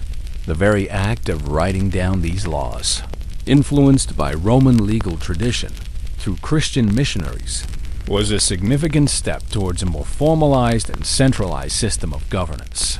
Central to this legal framework was the concept of wergild, a term derived from Old English meaning man price.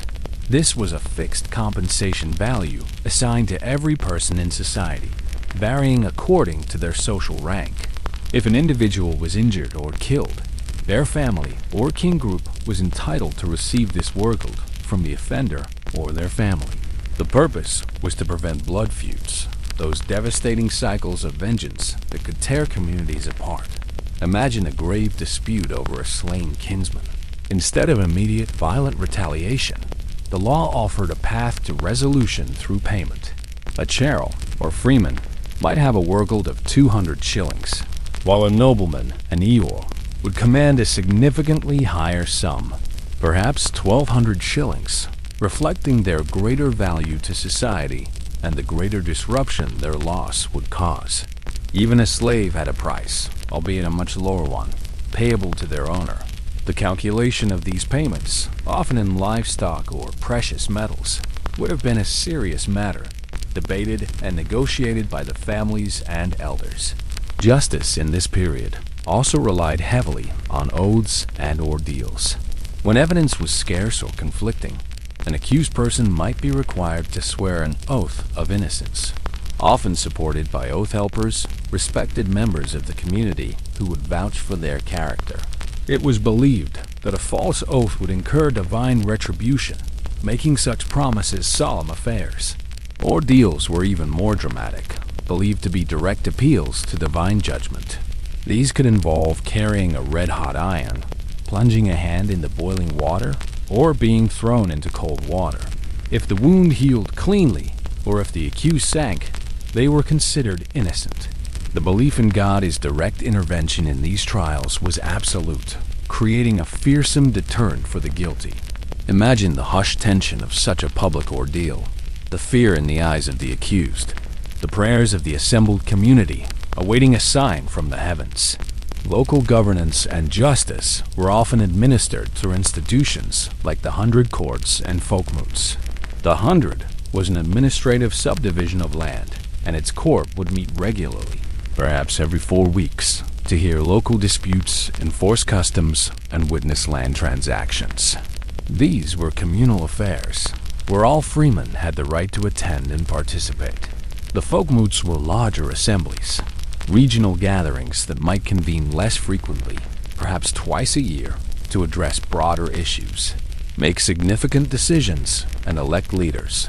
These gatherings provided a vital forum for community participation, allowing the voice of the people, or at least the free male population, to be heard, even within a hierarchical society. The sounds of lively debate, of arguments being made, of hands being raised in agreement, would have filled these open-air meeting places. At the apex of this evolving governance was the king, assisted by his witan, or council of wise men. The witan was composed of the kingdom's most important nobles, bishops, and abbots. Its role was advisory, but its council was highly influential. The king would consult his witan on matters of lawmaking, declarations of war, treaties, land grants, Buckland, and even the succession to the throne. While the king had significant power, he was not an absolute monarch. His rule was exercised in consultation with this powerful council. Imagine a king, seated in his timber hall, discussing the pressing issues of the realm with his witan, the flickering firelight illuminating their serious faces, the weight of their decisions shaping the lives of thousands. The military organization of early Anglo-Saxon England remained fundamentally rooted in the concept of the fyrd. This was not a standing army, but a levy of freemen, primarily farmers, who were called upon to serve their king in times of war. Each free household was expected to provide a warrior, equipped with his own weapons and provisions. These were citizen soldiers, fiercely loyal to their local lord and their king, fighting to defend their homes and families. They would form the disciplined shield wall in battle, a formidable defensive formation that was central to Anglo-Saxon warfare. Alongside the fyrd, kings and nobles maintained professional warriors, a permanent comitatus or retinue of elite fighters who lived at the king's hall, were fed and clothed by him, and were bound by ties of personal loyalty and oaths to fight to the death for their lord. These were the skilled, experienced fighters who formed the core of the army, often spearheading attacks and providing crucial leadership in battle. The sounds of their drills, the rhythmic clash of practiced weapons, the boasts and tales of past victories would have been common in the royal centers. This emphasis on military readiness, on the warrior as protector and provider, was deeply ingrained in the Anglo-Saxon ethos, reflecting the constant threat of inter-kingdom warfare and external raids. This warrior culture, though often brutal, also fostered a rich tradition of art, learning, and literature. Even amidst the ongoing conflicts and the daily grind of agrarian life, the Anglo-Saxons cultivated a sophisticated aesthetic and a deep appreciation for storytelling and intellectual pursuits. This leads us to explore the remarkable cultural achievements of this period, roughly from 600 to 750 C. One of the most astonishing archaeological discoveries, providing an unparalleled window into the wealth and cultural fusion of early Anglo-Saxon England, is the site of Sutton Hoo in Suffolk, East Anglia. Discovered in 1939, the site revealed a series of burial mounds, most notably the undisturbed ship burial from the early 7th century. Imagine the excitement, the awe, of archaeologists as they unearthed a massive ship, not designed for sailing the seas, but for serving as the final resting place of a powerful king, perhaps Ridwald of East Anglia. Within this ship, an extraordinary collection of treasures was found. The iconic Sutton Hoo helmet, with its elaborate face mask and intricate decoration, hints at both continental influence and local master craftsmanship.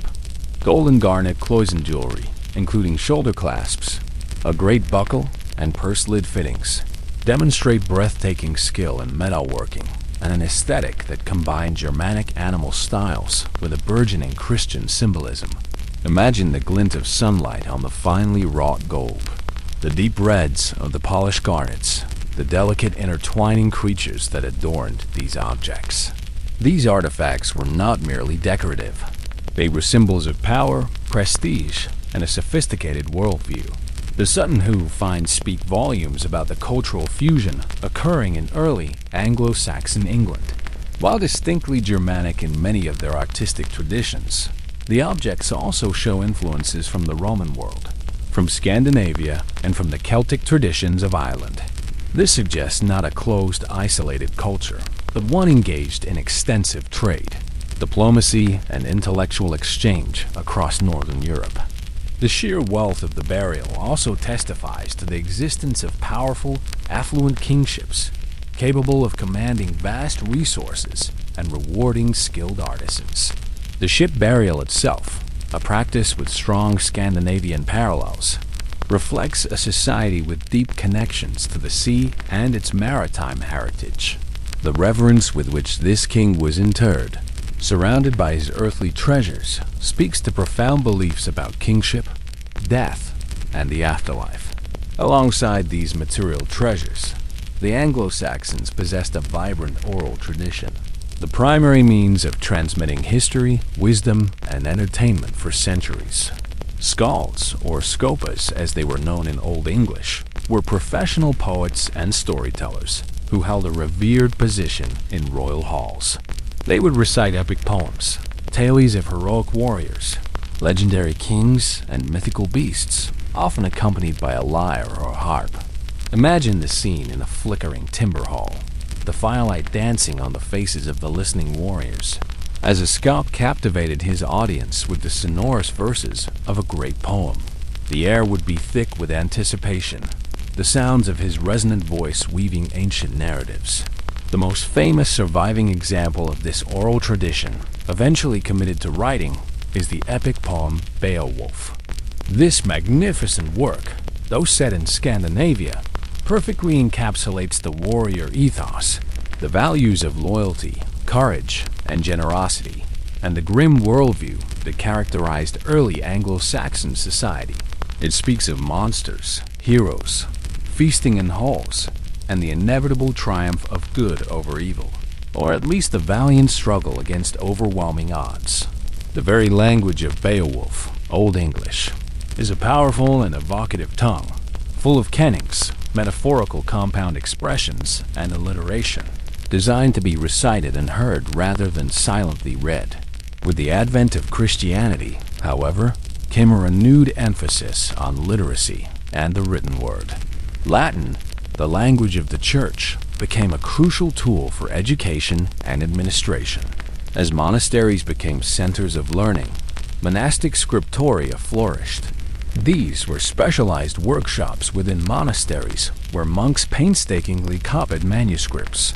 Imagine rows of monks hunched over desks, illuminated by natural light from windows or the soft glow of candles, their quills scratching rhythmically across vellum pages. They would copy not only biblical texts and patristic writings, but also classical Latin texts, preserving fragments of ancient knowledge, and increasingly, they began to record their own history and literature.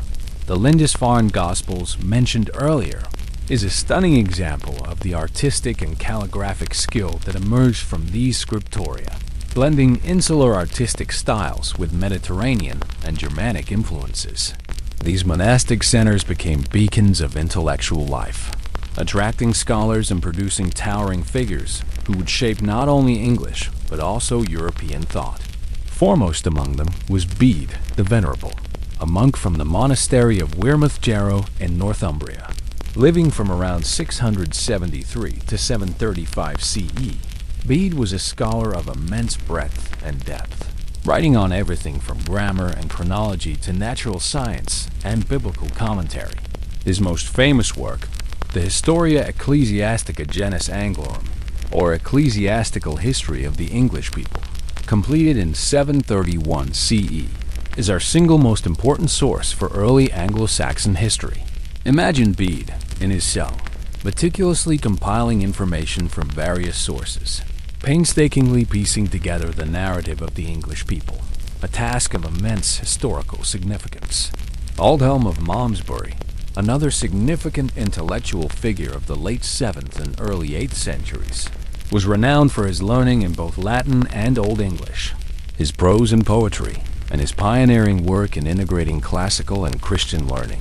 His writings demonstrate the vibrant intellectual curiosity that flourished in some of these monasteries. The production of illuminated manuscripts, like the Lindisfarne Gospels, or, to draw a slightly later and more Western comparison, the Book of Kells from Ireland, are not just beautiful artifacts. They are testaments to the extraordinary artistic skill, dedication, and intellectual rigor of these monastic scribes and artists.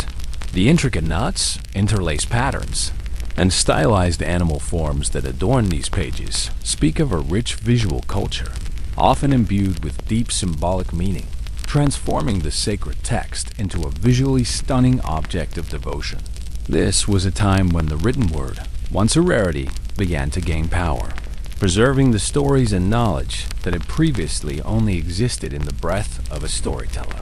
The scriptoria, with their quiet hum of diligent work, were slowly, patiently laying the foundations for a literate society, connecting the emergent English kingdoms to the broader currents of European intellectual and spiritual life. The legacy of these monks, scribes, and artisans extends far beyond their own time, offering us enduring masterpieces that speak across the centuries of the remarkable creativity and cultural sophistication of early Anglo-Saxon England. The quiet hum of monastic scholarship continued, but the distant rumblings of future threats were already beginning to gather on the horizon, unseen but inexorable, a profound change that would soon engulf the entire island. For centuries, the Anglo-Saxons had been the primary agents of change in Britain, arriving as migrants, forging kingdoms, and embracing a new faith. Now, as the 8th century drew to a close, they, in turn, would face a new wave of formidable newcomers from across the narrow seas, a force that would shatter their evolving peace and redraw the map of England once more: the Vikings. The first ripples of this coming storm were sporadic, almost imperceptible at first, like distant thunder on a calm summer day. But their impact, when it came, was sudden, brutal, and utterly shocking to the Christian Anglo-Saxon world. The infamous raid on Lindisfarne Abbey in 793 CE stands as a stark, chilling marker, a moment that echoed across Europe and forever changed the perception of safety in Britain. Lindisfarne, as we discussed, was no ordinary place.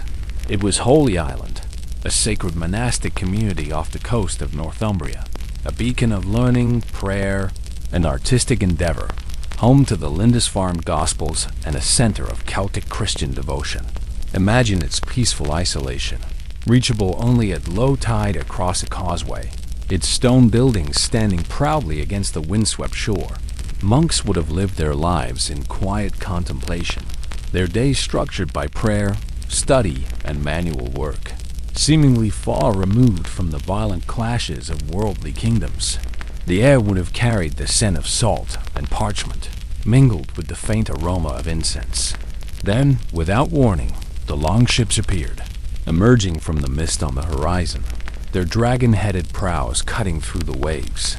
These were the Northmen, the Vikings, terrifying figures from Scandinavia. They descended upon the unsuspecting monastery, not with the intention of conquest, but of plunder. The Anglo-Saxon Chronicle records the event with stark brevity. Here terrible portents came about over the land of Northumbria, and miserably frightened the people. There were immense sheets of lightning, and fiery dragons were seen flying in the air. A great famine immediately followed these signs. And a little after that, in the same year on the 8th of January, the ravaging of heathen men destroyed God's church at Lindisfarne through rapine and slaughter. While the date is now generally accepted as June 8th, not January, the terror of the event is palpable.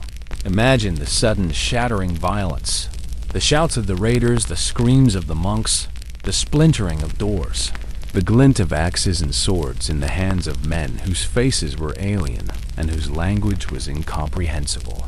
The sacred treasures of the abbey, the gilded crosses, the precious reliquaries, the beautifully illuminated manuscripts, objects crafted with years of devotion and skill, were brutally despoiled, smashed, or carried off. Many monks were slaughtered, others dragged away as slaves. The church itself, a sanctuary, was desecrated. The silence that followed the departure of the longships, laden with their gruesome bounty, must have been a profoundly unsettling, echoing emptiness. The smell of smoke and desecration would have lingered in the air. This event sent shockwaves throughout Christian Europe. It was not merely another raid. It was an attack on a holy place, a symbol of Christian civilization, a sacrilege. Alcuin of York, a prominent scholar at Charlemagne's court, wrote a series of anguished letters to England, lamenting the horror and questioning why God would allow such a tragedy to befall such a holy place. The raid on Lindisfarne served as a chilling omen, a symbolic opening act to what would become a brutal and transformative era for Britain, the Viking Age. It irrevocably shattered the sense of security that even powerful Anglo-Saxon kingdoms had enjoyed, revealing a new terrifying vulnerability to attacks from the sea. Lindisfarne was not an isolated incident, merely the most shocking and symbolic. Other early sporadic Viking raids soon followed, probing the vulnerabilities of coastal communities and exposed monasteries across Britain. In 789 CE, just 4 years before Lindisfarne, the Anglo-Saxon Chronicle records the arrival of 3 ships of Northmen in Portland, Wessex, where they killed the King's Reeve who attempted to apprehend them. These were typically hit-and-run tactics, swift descents on unsuspecting targets, aimed at plunder rather than permanent conquest. The raiders sought portable wealth, gold, silver, jewels, valuable textiles, and tragically, slaves. Monasteries, with their accumulated wealth, lack of defenses, and inhabitants who were not trained warriors, were particularly attractive targets. Imagine the constant anxiety that would have settled over coastal villages, the watchful eyes scanning the horizon for the dreaded sight of the longship's sail. The nature of these raids was characterized by their speed and ferocity. The longships, shallow-drafted and capable of navigating both open seas and shallow rivers, allowed the Vikings to strike deep inland, appearing seemingly out of nowhere. Their warriors, often lightly armored but skilled and ferocious in battle, overwhelmed local resistance. The sound of their war horns, the guttural cries of their languages, the sheer violence of their attacks would have been utterly terrifying to the Anglo-Saxons, who were accustomed to more conventional forms of warfare. The initial Anglo-Saxon responses to these early Viking incursions were, almost universally, a lack of coordinated defense. The Heptarchy was a collection of independent or semi-independent kingdoms, often engaged in their own rivalries and conflicts. There was no overarching unified military command capable of rapidly responding to a decentralized seaborne threat. Coastal communities relied on local militias, deferred, but these were often slow to mobilize and ill-equipped to face the professional Viking warriors. Kings and nobles, focused on land-based power and internal politics, had not yet developed effective naval defenses or coastal early warning systems. Imagine the chaos of a local fort being hastily assembled, farmers dropping their tools and grabbing their spears, only to find the raiders already gone, their homes burned, and their kin taken. The perceptions of these Northmen among the Christian Anglo-Saxons were overwhelmingly negative and deeply rooted in fear. They were seen as heathen men, pagan barbarians sent as divine wrath for the sins of the English people. Bede is ecclesiastical history, still influential, that chronicled God is favor upon the English. The Viking attacks, particularly on holy places, profoundly challenged this worldview. People searched for omens and portents in the sky, believing these disasters were punishments from God. The fiery dragons seen in the air before Lindisfarne, recorded in the Chronicle, are an example of this desperate attempt to understand the incomprehensible. Imagine the whispers of fear in the churches, the desperate prayers for deliverance, the pervasive sense that a new, terrifying evil had descended upon their land. The Viking Age, truly beginning with the Lindisfarne raid, marked a profound turning point in the long unfolding story of Britain. The island was on the cusp of transformative change, a period that would shatter existing political structures, introduce new cultural influences, and force the Anglo-Saxons to adapt or perish. The intermittent raids of the late 8th century were merely the prelude, the first ominous notes of a gathering storm that would intensify dramatically in the decades to come, leading to wholesale invasions, the establishment of Viking kingdoms, and an existential struggle for the very survival of the English identity. The peaceful rhythms of monastic life and agrarian society would be forever disrupted, replaced by the clang of battle, the cries of raiders, and the constant, chilling fear of the long-ship return. The land of Britain, now known as England to its Germanic settlers, was about to enter a new, tumultuous chapter, its destiny inextricably linked to the fierce and unpredictable forces emanating from the northern seas.